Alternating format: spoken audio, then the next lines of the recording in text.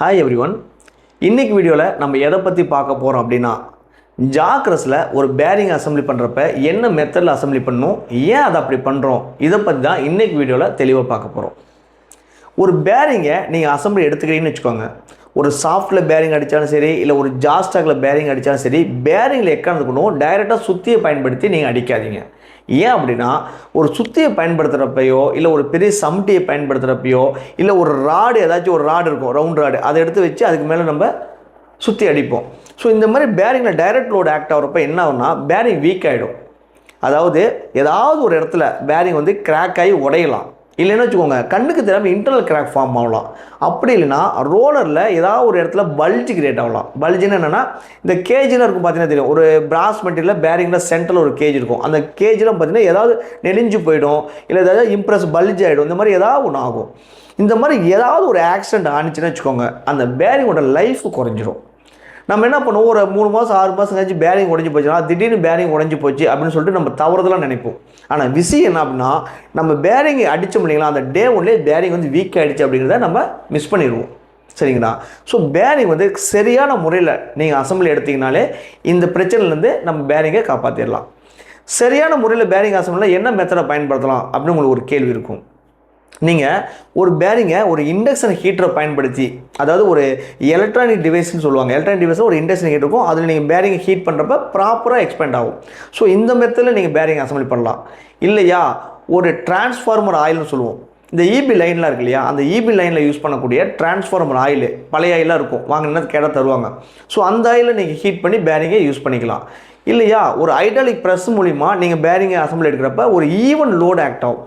So இந்த மாதிரி சேஃபான முறையில் உங்களுக்கு எந்த முறை சூட்டபுளாக இருக்கோ, எந்த மெத்தட் உங்களுக்கு சூட் ஆகுதோ அந்த மெத்தடில் நீங்கள் பேரிங் அசம்பிளி பண்ணாலே இந்த பிரச்சனை வந்து பேரிங்கை நம்ம காப்பாற்றிடலாம். சரிங்களா? ஒன்று. ரெண்டாவது பார்த்தீங்கன்னா, பேரிங் அசம்பிளி பண்ணுறப்ப ஓவர் டைட் ஃபிட்டில் பேரிங்கை அசம்பிளி பண்ணாதீங்க.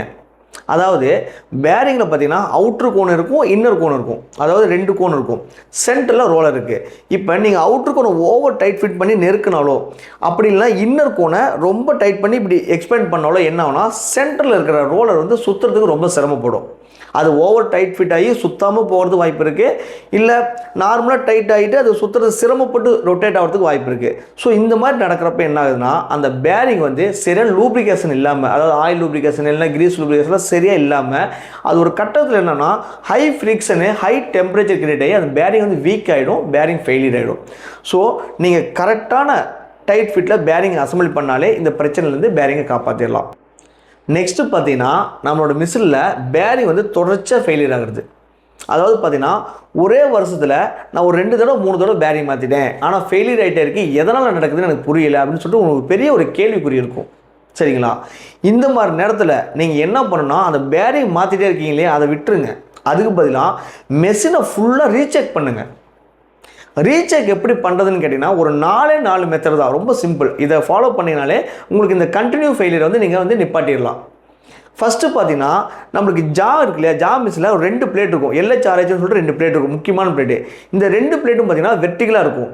இந்த பிளேட் எக்காந்து கொண்டும் இப்படி டேப்பராகவோ இல்லை ட்விஸ்ட்டோ இருக்கக்கூடாது, கரெக்டாக நேராக இருக்கணும், வெர்டிகலாக. இதை நீங்கள் என்ஷூர் பண்ணுங்கள், கரெக்டாக இருக்கான்னு ஃபஸ்ட் செக் பண்ணுங்கள். ரெண்டாவது, இந்த டாகல் பிளேட் இருக்கு இல்லையா, அந்த டாகல் பிளேட்டு அன்ஈவனாக சீட்டிங்காக இருக்கும். அதாவது ஒரே மாதிரி ஈவனாக சீட்டிங் ஆகாமல் இப்படி டேப்பராகவோ இல்லை ட்விஸ்ட்டோ ஏதாவது ஒன்று நடந்திருக்கும். ஸோ அந்த டாகல் பிளேட் கரெக்டாக சீட்டிங் ஆகிருக்கா அப்படிங்கிறத ரெண்டாவது செக் பண்ணிக்கோங்க. சரிங்களா? மூணாவது, ஜாஸ்டாக்கில் 2 பேரிங் அடிச்சிருப்பீங்க, பாடியில் 2 பேரிங் இருக்கும். இந்த ஜாஸ்டாக் 2 பேரிங்கும் ஒரே லைனில் நேர்கோட்டில் இருக்கா அப்படிங்கிறத கன்ஃபார்ம் பண்ணுங்கள். அதாவது பேரிங் வந்து இப்படி முன்னாடி பின்னாடியோ அப்பு டவுனோ இருக்கக்கூடாது. அதே மாதிரி தான் இந்த பாடி இருக்கு இல்லையா, பாடியில் இருக்கிற பேரிங்கும் பார்த்தீங்கன்னா ஒரே நேர்கோட்டில் இருக்கணும். அதுவும் பார்த்தீங்கன்னா அப்பு டவுனு இல்லை ஃப்ரண்ட்டு பேக்கில் இருக்கக்கூடாது.